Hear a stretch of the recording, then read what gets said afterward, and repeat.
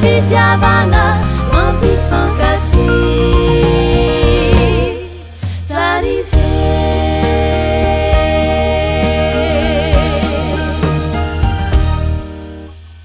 mandraisa toerany anao ny masonao akipy santatrilay toeran'io zay mbola ho vantaninao onenatsika ireo iarahana manandrapeo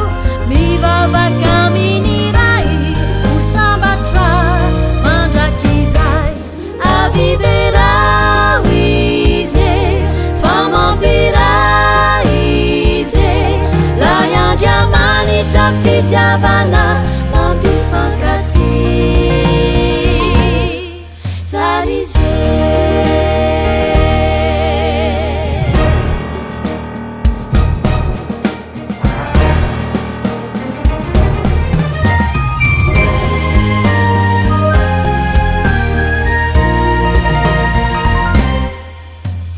mandraisa toerany